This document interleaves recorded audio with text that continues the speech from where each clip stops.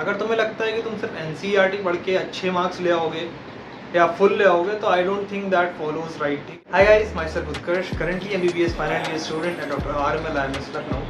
And in this video मैं तुम्हें बताऊंगा कि कैसे मैंने नीट UG में 360 आउट ऑफ 360 का स्कोर अचीव किया था और कैसे तुम लोग भी कर सकते हो बहुत ही सिंपल तरीके से। देखो, इस पूरे डिस्कशन को मैं 3 स्टेप्स में बताऊंगा एंड तुम लोग आराम से इन 3 स्टेप्स को अगर फॉलो करो तो तुम अपने स्कोर को इम्प्रूव कर सकते हो एंड फुल भी आ सकते हो जैसे मैंने किया। तो यार देखो, first and foremost thing is कि तुम्हारा अप्रोच क्या है टुवर्ड्स अ चैप्टर।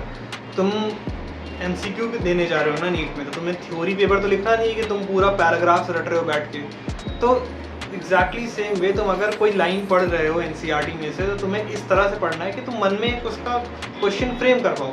जैसे for example I tell you, मेरे ये पीडिया के नोट्स हैं जो मैं स्क्रीन पे तुम्हें दिख रहा होगा कि इसमें acute moderate and severe asthma के फीचर्स दिए हुए हैं, जैसे रैपिड रेस्पिरेशन, चेस्ट इन ड्रॉइंग, वीजिंग, पल्सेस, पैराडॉक्सेस। तो इसमें तुम अगर NCERT पढ़ रहे हो एग्जैक्टली तुम इस तरह से इसको फ्रेम कर सकते हो कि which of the following is not a feature of moderate और सीवियर एज़मा, और इसमें कुछ भी एक बाहर हो सकता है। तो ये सारी चीज़ों को तुम इस तरह एक क्वेश्चन बना सकते हो।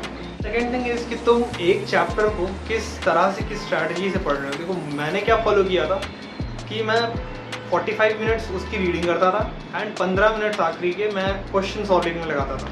तो मैं आगे बताऊंगा कि मैंने कहाँ से सॉल्व किए हैं क्वेश्चन, बट तुम जहाँ से भी कर रहे हो, beat your module, beat your PYQs या फिर तुम्हारे कोई भी टेक्स्ट बुक हो, वहाँ से तुम अपनी स्पीड के हिसाब से कर सकते हो। 50 मिनट कर लो और 10 मिनट दे दो क्वेश्चन सॉल्विंग में, तो तुम्हारा 1 घंटे में एक चैप्टर बहुत आराम से तैयार हो जाएगा और तुम उसमें से रेड फ्लैग्स को मार्क कर सकते हो जो तुम्हें नहीं तैयार है। Now come the last part की राइट रिसोर्सेज। अगर तुम्हें लगता है कि तुम सिर्फ NCERT पढ़ के अच्छे मार्क्स ले आओगे या फुल ले आओगे तो I don't think that follows right. ठीक है, ऐसा कहीं नहीं है।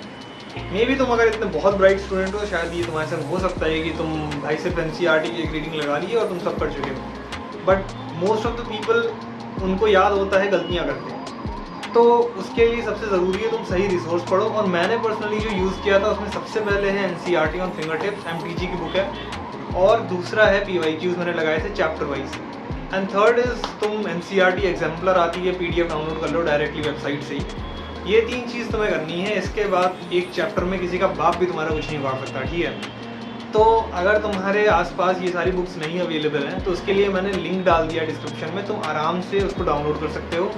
Amazon से कर लो, वहाँ से आराम से सही रेट पे आ जाती हैं। मैंने भी वहीं से मंगाई थी, तुम वहाँ से मंगा लो, मैंने लिंक डाल दी है। एंड टाइम वेस्ट मत करो ढूंढने के लिए कहाँ मिल रही है। ओके, ये 3 स्ट्रैटेजी मैं फिर से बता दे रहा हूँ। सबसे पहले तुम्हें राइट अप्रोच फॉलो करनी है।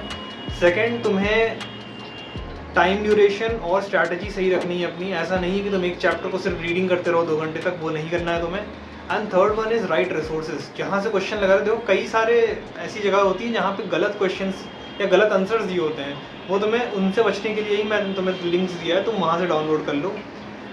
ये 3 चीज़ करो, डेफिनेटली तुम्हारा इम्प्रूव होगा और तुम बहुत ज़्यादा एक्सेल करोगे, और तुम ज़रूर कमेंट में बताओगे मुझे कि तुम्हें कितना फ़ायदा हुआ इस चीज़ से।